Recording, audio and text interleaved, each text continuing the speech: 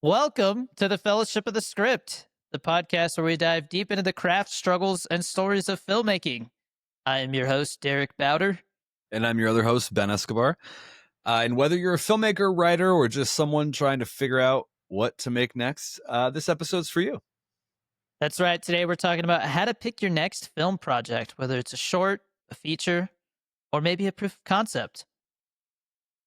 So if you've ever had like too many ideas, you don't know which one to chase, which one to decide, why, stick around. Let's talk about it. This is about decision making, and that is the first thing you need to be doing when you are doing the creative life, obviously.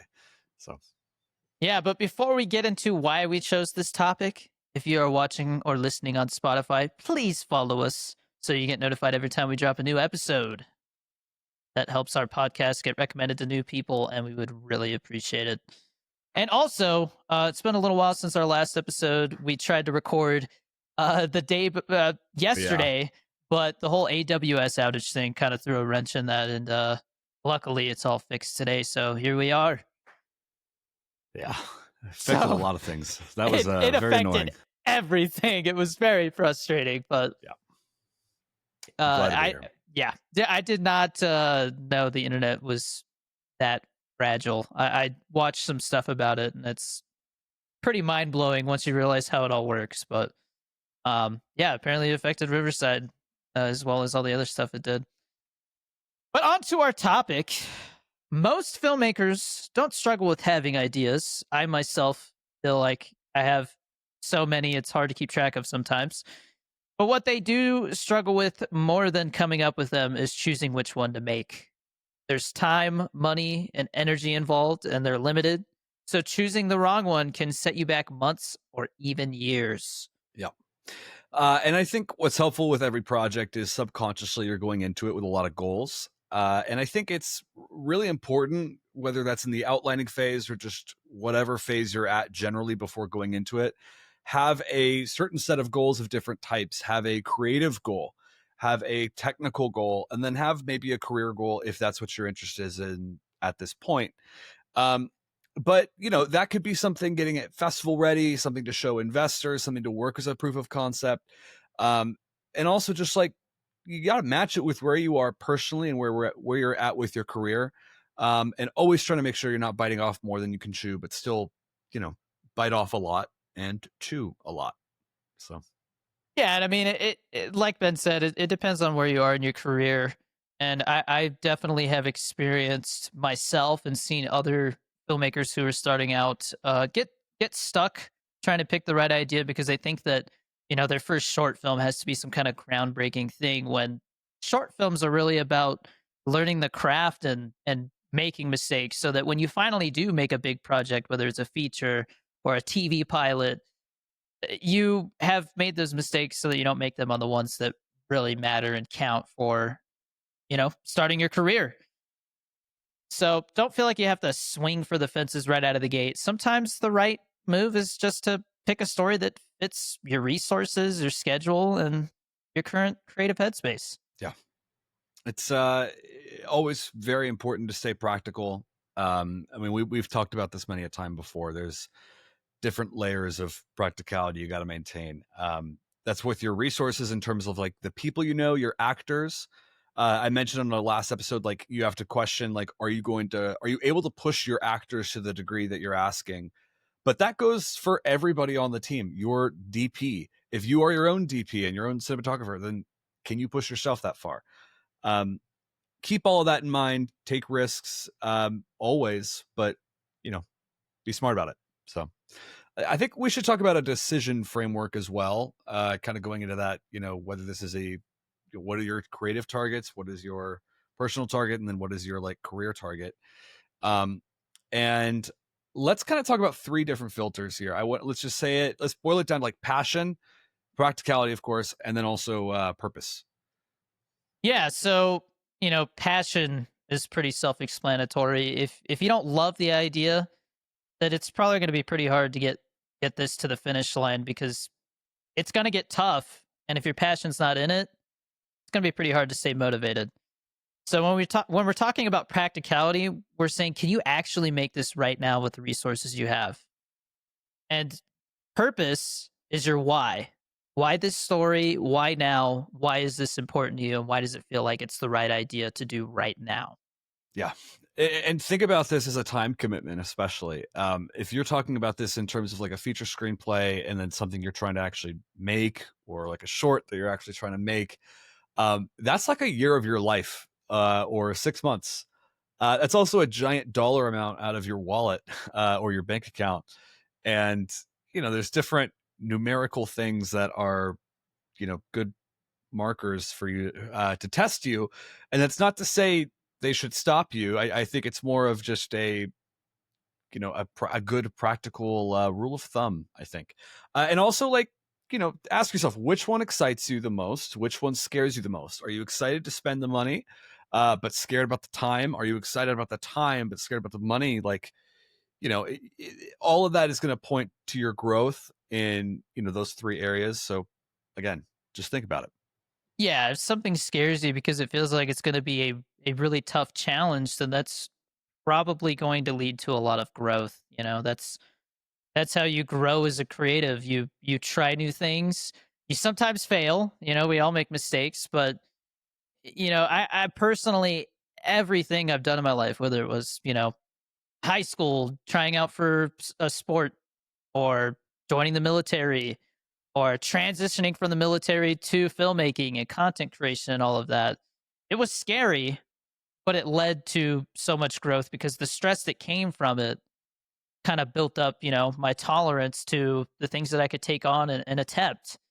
And so, if it scares you, I would embrace that. Unless it scares you because you think it's going to be like a terrible decision and totally, ruin things, or it lead to maybe a bad situation that's going to affect your career long term. You never want to do something that's going to get you canceled or something. Mm. Because I've there's ideas out there. I've seen pitches where somebody pitches an idea and it's like, ooh, yeah, that's a little too sensitive of a topic. You're going to lose like all your audience there, and then now you're going to waste money, or other people's money, other people's time, resources. Yeah. Never want to do that. Yeah. That's a really good point. Yeah, I mean, I would picture it as you're. I don't know if Ben, if you ever gone to like a lake and jumped off a cliff to jump Yeah. into the water. Yeah, Yeah. I mean, the first time you do it, it's kind of scary, right? You look down, you're like, that's pretty far down. Like, Oh yeah. I hope if I land wrong, maybe I'll hurt myself. But then you do it, and the second time it's not as bad, and then before you know it, you're not scared to do it anymore, and it's like, huh, maybe we should go try a slightly higher cliff. You should always be challenging yourself and looking for that growth. And Ben, you want to talk about kind of how to, like, I guess, test your ideas? Yeah. So I think let's try to narrow this down to like a little bit of exercise here. Obviously we've talked about writing down your stuff. We talked about outlining. So go ahead and like write down like three story ideas. And try to nail down the pros and cons for each section of your targets, I guess. Your pros of actually I'll just mold this exactly to a short film that I made that I put a lot of time and money into and had all of that. So I made a film called Infiel. I think we've talked about this before. That was a huge learning experience, and for me personally, it was the first project I'd ever made as like a big investment in myself, literally and figuratively. That was like, I want to be part of the cool kids club because I want to be shooting. I want to shoot a film on 16 millimeter film, and I've never done that before. So that was my creative like target, right? Um, Now the practical thing standing in my way is that the budget is going to be astronomically high because it's like more expensive when you shoot on film. The time it's going to take is going to be a lot higher, and the script I'm going to have to make is pretty contained if I want to like keep my budget low but also quality high. And how do I basically make a bulletproof perfect film to demonstrate that I am a capable director that can invest in myself, have an actor that's good and impressive, and have performances that are good and impressive, and overall say like overall have something that I could send to legitimate people, producers, managers, whoever the hell, and say, this is me, this is my work, this is my voice. I can send him that link, I can turn away, and I won't fucking shiver a second. The film, thank God, turned out to be that, and it opened a lot of doors for me in a way that was great. However, pros and cons of that is the money, the time.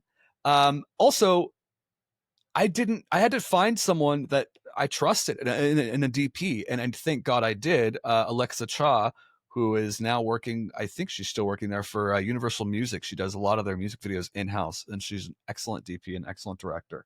Could not have done that without her. Um, I also made that film in Spanish, and I don't speak Spanish, and there was a reason why I did that, but there was trust in there that I had to kind of gamble with the actors, and thank God I had actors that like committed and taught me so much as a director about like commitment and like getting it helped my security, I think, as a director to see their security as an actor. Um, but again, what are the pros and cons of doing all of that? It's and really the main con is it's just going to be hard and you don't know how it's going to turn out until it's done. But the only way out is through. And at the end of the day, if that is a pro for you, for the only way out to be through, I think you should do it. Can you map that out to your ideas? Can you see like, what do you want out of this story idea that you just came up with? Do you want it to be known for the performances? Do you want it to be known for the cinematography? Do you want it to be known for you as a writer director? Or do you just want it to be known for yourself, to know that you did it and you can get a team together that you can trust? There's that too. And I've done that. I think we've all done that. But yeah. Yeah. I mean, wherever you are in your career, and also, I mean, obviously, we're kind of talking about this from like a directing perspective, but you can have different goals. Maybe you're somebody who wants to be a cinematographer, and you're like, I want to shoot my first film. I'm gonna have to get a director and all this to help me. Maybe you want to produce something that is. I see other people who are like, I want to start producing stuff. I want to be a big shot producer. Gonna have to start picking projects or coming up with them on your own and getting a writer and all of that. Or maybe you want to make something so that you can act. And I mean, a couple of my projects have checked, a bunch of those boxes. But if you're just starting out, maybe it's just, going with a safer idea so that you can get one under your belt. Maybe that is one of the pros, is that you know that you can execute it. But the experience is going to be getting a film under your belt, and like Ben said, getting a crew together for the first time and actually, you know, getting this machine going and seeing what it's actually like before you commit to a really hard film that's going to take way more money and resources that you're not going to get back. And I mean, not to scare anybody off, but there's been a couple of times where I've seen filmmakers go and direct for the first time, or any of those jobs we just talked about, and after that first project they go, wow, that wasn't what I thought it was going to be like. I don't know if I actually want to do this again. And Mhm. that's okay, but you're not going to know how it feels and if it's right for you until you give it a shot. And so when Ben and I are talking about listing those pros and cons, it's not like you're going to show this to everyone, right? Like, hey, here's my list of pros and cons, what do you think? Get personal about it. If a story's like, I care more about this one personally than this one, that sounds like a pro for one and a con for the other. List that, break it down. I mean, you might have 3 projects here, or 5 or 10, and you've got, 10 to 20 pros and cons for each one. And it's going to take some time to narrow it down. And that's where I think you could actually rely on, trusted people, friends, family, especially collaborators who have experience. I always try to ask for advice from people who have more experience than me.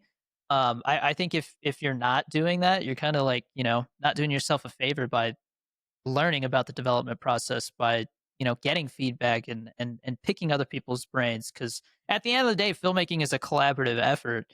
And if you're not doing that from the beginning, you're gonna go to shoot it and then find out, wait a minute, nobody else really gets what I'm trying to do here. Probably should have talked about this before we got all the money spent and did all this stuff, right? So yeah, lean on those people around you, those peers. Or if maybe you don't know anybody else who works in film.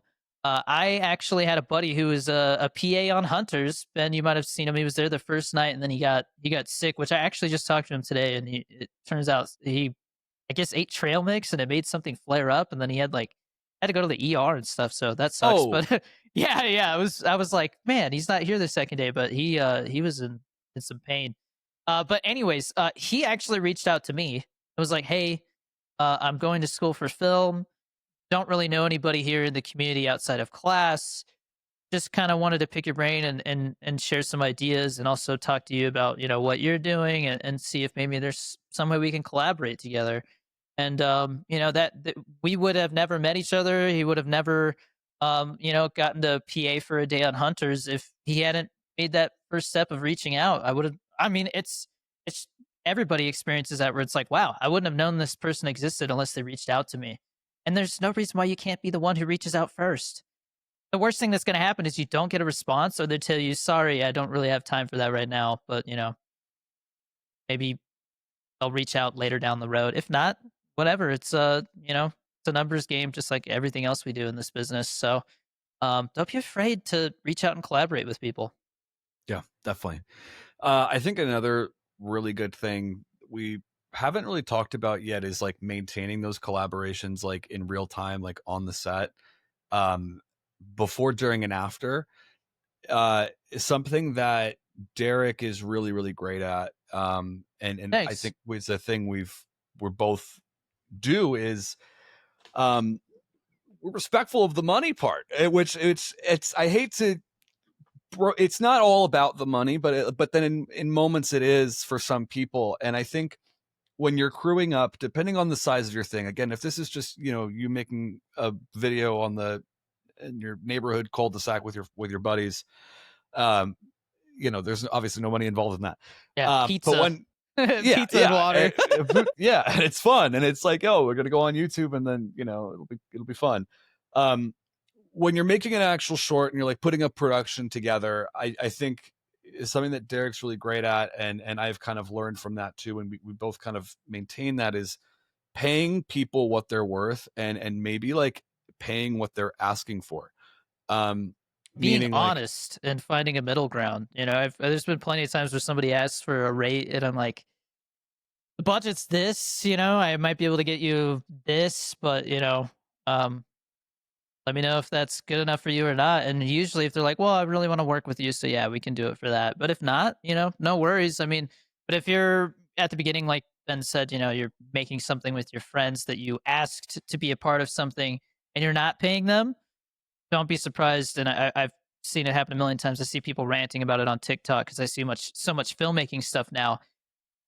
If you're not paying people, don't be surprised if one of them bails or quits or doesn't show up or flakes because they don't really have any reason to be there besides, you know, being a part of the experience and getting, you know, some pizza and water or whatever you're providing for them. yeah, And and once yeah, they're there on the set too, like the quality of work they're going to put out is sometimes, depending on the person, like dependent on how much you paid them. Like, did you pay them their rate, or are they begrudgingly coming to this for a discount? And, you know, maybe question like, is this, am I even worth this? Is this even worth my time? If you're able to like cut that corner and just straight up like divert a negotiation, you just say, hey, what's your rate? And you just say, okay, sounds good. Like that goes such a long way with so many people. And on Infiel, like I was able to honor that for I think everybody on the set. I didn't negotiate a single rate, and I was like, I'll pay your gas because I was doing well financially at the time, and I was, you know, I was like, fuck, the only way out is through. Let's do this, and it meant so much to me when people came up to me after the set and said, hey man, I just want to say thanks, like you're a great director, like creatively, but like you took really good care of us. And like it was so cool that, like, you know, we shot this in Big Bear, you covered our Airbnbs, like there's just no bullshit, there's no funny business. Like it was just like smooth and fun, and like, dude, I think your film's gonna be great. And I was like, hell yeah, man, thank you. And like I'll never see those people again. I can, but like I haven't worked with those people again because I haven't had money again. But it's good.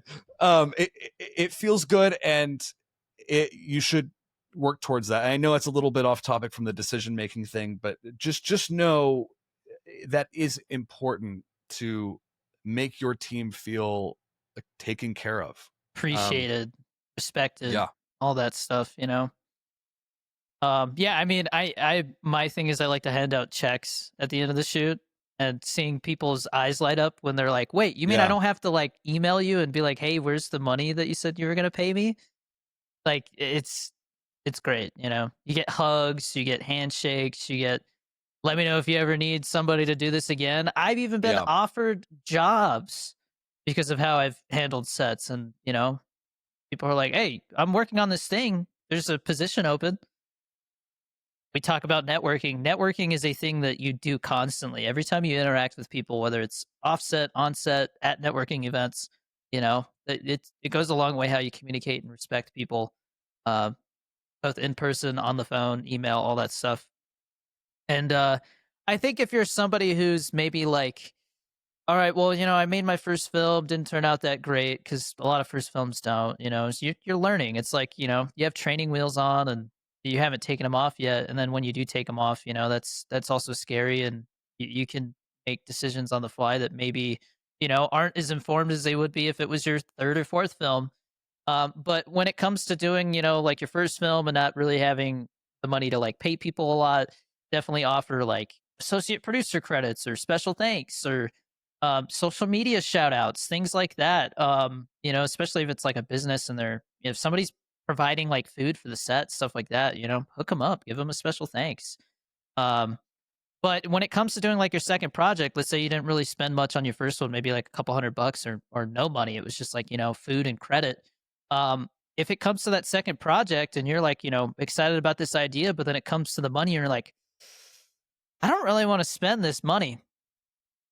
I think that's a pretty big important moment for you to stop and think, how meaningful is this career to me? How meaningful is this idea? How important is it that I make this project to further my career?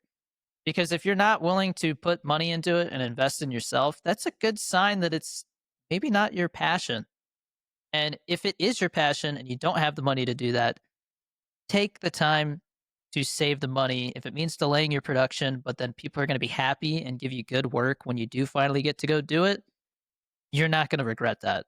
There's been so many times where somebody's like, "Oh, I really want to go shoot this, but I found out I need permits, I need insurance, all of this. What am I going to do? I don't have that money." I'm always like, it looks like you need to either make a smaller film or you need to take some time to save some money. Because if you try to do it right now with cutting those corners and cutting crew members because you can't afford it, it's only going to negatively impact your film. So those are things to That's think true. about. I will say though, I hate permits. Aside from that, In LA, I'm sure you yeah, do. It's yeah, yeah, awful over there. it's Here it's horrible. like $50 and a couple emails and you're like good to go. But Yeah, I think talking about like making a film that turns out bad or maybe just not the way you hoped it to, there is always going to be a light, a good. It is impossible for something to be all bad unless you truly just give up and you've like right. there's so much positivity. Even if the film is bad, it gets rejected from every fucking festival and like the worst. Like there's so much positivity that you can pull from an experience like that if you just look for it and hold on to it. And that is what happens to everybody. It's what pushes them to the next project. It's what pushes like a caveman to being a Spielberg. It's like you have to just hold on to like, man, the film sucked and the acting was bad, but man, I loved working with my DP and I feel like we could make a great killer thing.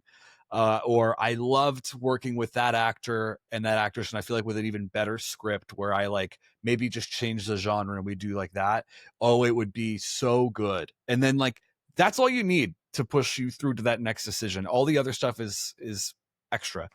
Um, so always stay positive, always believe in yourself. You have to maintain that creative energy, or else the muscle's just going to go and you're going to give up. And that's the difference between you and everyone that's like got a movie right now this weekend that we're talking about in the box office, or like that's in a fucking box on your shelf on a Blu-ray disc. Like everyone's gone through that. Got Yeah, to just maintain that.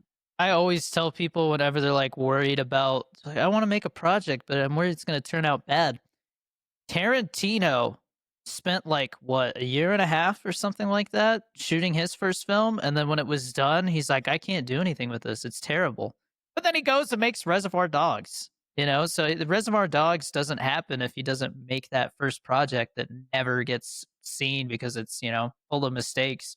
And he was learning. That was his film school. But like Ben and I always harp on, when it comes down to picking that project and kind of leading with passion, even if a film turns out messy and it's, it's not something that you're super stoked to share with everyone because it's a vulnerable thing. Filmmaking is a vulnerable thing to begin with. It's there's every time I release a project, there's a little bit of nervousness about how people are going to react to it, and I think with every project you get a little better about dealing with that. But if the passion's there, it will come through, and that will be the thing that shows. And hey, yeah, next time, you can pick better actors or pick a better camera operator or whatever it is, a better script. But Yeah. there's passion there, and that's promising. That's what keeps you going project to project. And you're always going to be, or you should always be looking to improve with each one. So, yeah, you should make a project and then be like, wow, yeah, look, I learned this, and that from that last one, and that's why this one's better. Yeah. So Always. it's always going to feel like you're out of your comfort zone, or you're doing something that maybe is a little scary or challenging. And like we said, that means that you're growing. So it honestly, if it came down to like, okay, these projects both cost the same, but this one's scarier than the other because it's more of a challenge, go with the one that's more of a challenge because it's going to result in more growth than the other one. You can always pick the safer projects, but how many times do you hear about these movies that come out and people are like, it's fine, it just didn't really do anything like new or groundbreaking. That means that it was probably just a safe project that felt like, hey, nothing can go wrong. I think if you feel like nothing can go wrong, then, you know, that's a sign that maybe you need to challenge yourself more. But when you do finally settle on a project, after you pick the one that you're like, I am going to make this one, this is the one that's going to happen. I'm going to die trying to make this film if it, works out or not. Stop second guessing yourself, commit to it.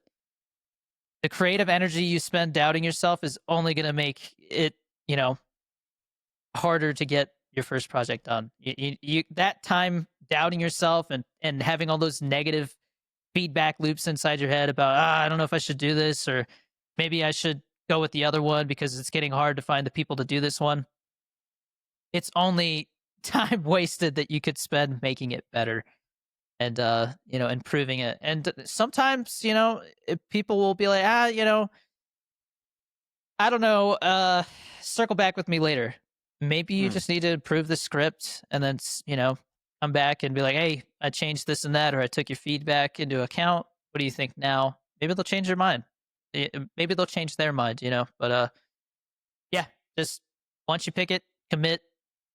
Don't waste time doubting yourself or going in circles because, you're worried that everything's not perfect. It's never going to be perfect. We strive for perfection, but I don't really think perfection is a real thing. Nothing's ever going to be a It's hundred not. percent perfect. And I talked about with Ben on this podcast before. Think about your favorite movies, the ones that you call masterpieces. And if you go look at them or watch the director's commentary, they will point out things that you never thought about, and you'll be like, "Oh, it's not a perfect film." But it gets to a point where there's so much passion, so much hard work, and it shows that people stop nitpicking it and just, appreciate it for what it is. And that to me is, that's the goal. Well said. Let's talk about our ads. Yeah, yeah, yeah. So this is a shorter episode because it's a pretty simple topic, but I think a very important one. So before we kind of wrap things up and talk about what's been going on, what we're looking forward to, we got some giveaways and we have an ad break. Subscribe to the Spotify, Apple Podcasts, and YouTube channels. You can follow us on our socials for in real life updates or just, seeing what we're doing outside of the podcast. I go by at Danny Dorito 23 and at Derek J. Bowder. I go by at Real Ben Escobar or at Genie Boy Games. You can join our free Discord where we talk about movies, whatever else is going on. Don't start drama. And there is giveaways on there that you'll have access to just by being a part of our Discord. We are doing giveaways for different milestones, like when we hit 250 YouTube subs. We just hit 10 Spotify ratings, so we have a special giveaway to announce the winner of today for that. So we'll probably do another one when we hit 25. So keep leaving us ratings on there. We appreciate it. Same thing with Apple Podcasts. I think we have like 1 or 2 ratings on there. Once we get to 10, we'll do another giveaway. When we hit, 250 Discord members, I want to do something. So, you know, you want to win some giveaways, support the podcast, join our Discord. And if you want to go above and beyond that, join our Patreon for as little as $1, where you get access to exclusive Patreon only giveaways. You get the ability to be a producer for the podcast. You can even get a 15% discount by subscribing annually. We have our monthly hangout that we do for dollar members, which is tier 1. And then we have our film fellowship for tier 5 members and up, where we literally sit here and talk about what we're talking about right now, bouncing ideas off each other, developing our ideas, picking the one we're going to do, or giving each other feedback about the projects we're currently working on in pre-production, principal photography, and post-production. So come join us on Patreon. We would appreciate your support. And thank you to our Patreon members who continue to make this podcast possible. And before we get into our giveaway winners, of course, got the wall of G Fuel behind me. Ben and I both drink G Fuel. It fuels our filmmaking sessions, whether we're writing, brainstorming, or we're on set. That's right. So get you some G Fuel. Use code DannyD for 20% off. They got the new 2.0 formula, no chalkiness. It is great. They just brought back all the horror flavors. They have a Nightmare on Elm Street one, a Friday the 13th one. They just said that Scream, the stab stimulant flavor, which I think is like cherry green apple, it's really good. That just got brought back, 2.0 formula. And then there is a Chucky Good Guys flavor that is a blood orange flavor. It's pretty good. There is a ton of new flavors always being announced. And again, code Danny D will get you 20% off, and it supports us. Now, our giveaways, we have 4 of them. So our Discord exclusive giveaway is this Blu-ray copy of Signs, which whoever I'm about to give this to, take good care of it. I've probably watched this 20, 30 times. It's a very important film to me, and it felt right for spooky season. It's a Blu-ray copy of Signs, and it is going to Super Dude 01. So congratulations, Super Dude 01. I will be reaching out in the next 24 hours to get that sent out to you. And then Good we have shit, our Super Dude. Yeah, hell yeah, Super Dude. And then we have 2 G Fuel tub giveaways, which are Patreon exclusive giveaways. I give away 2 tubs every month. We have our Good Guys tub, which is the one I just talked about. These are the original formula, not the 2.0, but they're free. So this one is for US only, for tier 3 members, which I believe is the $5, $10. I think it's, anyways. I don't know. Tier 3 members. So many numbers, always. Tier 3 members get access to this US only giveaway, and this month the winner is Tommy Slays, our boy Tommy, one of our producers. Let's fucking go. Congratulations, man. And then, funny enough, Tommy is the only one who entered into the international giveaway this month. Wow, which is crazy. Double dipping. If you live in Australia, yeah, well, they can do that, because he's a producer. Like if you're tier 4 and up, you could enter into tier 3 and tier 4, but obviously tier 3 is for US only. So if you live in the US, you can enter into both if you're subscribed to both. So Tommy has a tub of Hack and Slash, which is a citrus fruit punch. This flavor is delicious. And yeah, congratulations, Tommy. You guys see that? Tommy's over here winning 2 tubs because there's nobody else entering into the international one this month. So somebody could have totally just came in and been the second person and gotten this tub. So congratulations, Tommy. You got 2 tubs.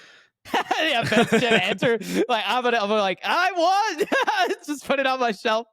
No, but shout out to Tommy Slays. We got 2 tubs. I'll reach out to you to get those sent out to you. And then last but not least, for hitting 10 Spotify ratings, I'm giving away this really nice G Fuel sports water bottle. This thing is insulated. It keeps your stuff cold. I have put G Fuel in one of these. It works. Whatever liquid you want to put in here, I recommend water because then you don't have to like clean it after every use. But this G Fuel water bottle for hitting 10 Spotify ratings is going to Mr. Adam Sandler himself. No, I'm just kidding. The guy's going by Adam Sandler 56. So congratulations, Adam Sandler 56. He is a member of our Discord. He's not subscribed to the Patreon, but he, had access to this and he won. I think Wow. we had like 22 people enter that one. So I love join our doing Uncut Discord. Gems. Yeah. The water boy, it just, it Oh, felt yeah, fitting. yo, that's really good. The Water Boy. But congratulations to our giveaway winners. We'll reach out in the next 24 hours to get those sent out to you. But to kind of wrap things up, Ben, what's one interesting thing that's happened since the last episode? I got food poisoning again from McDonald's because I was playing that fucking Monopoly shit too much. So that was interesting. It's the chicken nuggets, huh? Yeah, yeah, 20. I've been getting 20 lately. I'm TMI right now. But another interesting thing, we finished our screenplay that we're working on for Yeah. one of the projects we're doing, which very excited about. We need to do a polish as the next step before we submit it. But technically the first finished screenplay I've done with Derek, so I'm very excited about that. Yeah. And Yeah. we did it about what was the day? 106 days or something, 100 something. 5. And so by the time we're 105. done doing our polish and sending it off, it's going to be right around 4 months, start to finish. So, Wow, hell yeah. excellent. Couldn't have done it without you. Likewise, man. And then, once we get that sent off, I don't know, we might take a little break, but we have another script that we started outlining, and I think we're going to get back to that. That one's a really fun one that we want to kind of fund and direct ourselves. So We've got a on pile. to the next. Yeah, we got 2 of them, but there's one that I think we're leaning towards, right? So we're, we're going to keep chugging along, putting out scripts. But yeah, Ben's been a great writing partner. We don't really butt heads at all, which is, it's something to be concerned about every time you write for the first time with another partner. So True. yeah, it's good to be at that point now. Excited to polish that and then see what our producers think about our script. One too. thing that I am looking forward to this week is continuing to work on or sorry, before I get into that, one thing interesting that happened since the last podcast, Yeah. for those who are watching the video version, we painted my office like a neutral gray. We were originally only going to paint one wall for my self-tape backdrop, but we were like, hey, this gray looks really nice. And so now the whole office is gray, which I think looks a lot better than the ugly white walls that we had in here before. You can see the difference. The ceiling is still the same color, but this is gray. And my posters are not up because I actually have a special print of the Pollo Loco poster and the Hunters poster coming so that I can put those behind me. And maybe I'll get like a neon sign that says now showing or something, and those will be, the projects that it's like my last project and the one I'm currently working on or putting out, that's what I'll have behind me. I think that'll be cool. But yeah, one thing I'm looking forward to this week, I am on page 42 of 80 is what I'm aiming for. I'm on like page 79, but page 42 of my second draft of Around Midnight, and then after that, it's going to be time to really get into like pre-production stuff, and then doing our Indiegogo, and just prepping, shot listing, memorizing my lines, getting all the people together, and then we're aiming for April of next year. We're going to be shooting my first feature. It's scary because it's going to probably lead to a lot of growth, and it's my first feature, but I am so excited. It's like I'm not nervous, I'm excited, I guess, is what I want to say, Good way to put it. Yeah. Yeah. What about you? What's one thing you're looking forward to? Well, apparently a week from today, Battlefield 6 Season 1 starts. I'm looking forward to that because supposedly Battle Royale is surprise dropping. I don't think it's true. If it is true, I'm going to freak the fuck out. That will But break the internet if it is, yeah. yeah. Oh, I'll be the happiest little guy ever. A happy boy. Yeah. Aside from that, I am speaking this out loud. I haven't spoken this out loud just yet, but I am looking forward to meeting this director that we are setting a meeting with soon for this big project that I have been hoping to, you know, help out. And if this director meeting goes well and he jumps on board and wants to do it, like, that'll be huge news, and I'll be so happy to do that. There's a lot of different momentum in different places right now. That's all really positive and all really good. And I think before the end of the year, hopefully there'll be some big public news to talk about, and can share more details all about it then. But yeah, just hard Yeah, work will hopefully pay off. as somebody who knows what Ben's talking about and the other things he's doing behind the scenes, Ben is making huge moves. And like we talked about, he Thank you. wouldn't be where he is if he didn't, invest in himself, take chances, and not be afraid to reach out to people for collaboration, for Thank you. networking, Yeah, and getting a I've mentor. always, yeah, I've always really admired Ben for that, and he's taught me a lot. Thank you. You know, Likewise. Yeah, we'll see. We should do a mentor episode. I think that'd be really helpful. I don't have a mentor unless I count you. That's fair. Oh yeah, well, yeah, we Say should. you've been a mentor. Yeah, I appreciate that. Yeah, I'm happy to be one. Yeah, I'm humbled. We should, but I think the next episode, regardless, is like that monthly Q&A. So Yeah, we need to do our October Q&A. So I think I'm hoping there'll be a smaller gap here, or there should be a smaller gap between episodes, because we need to get that Q&A episode.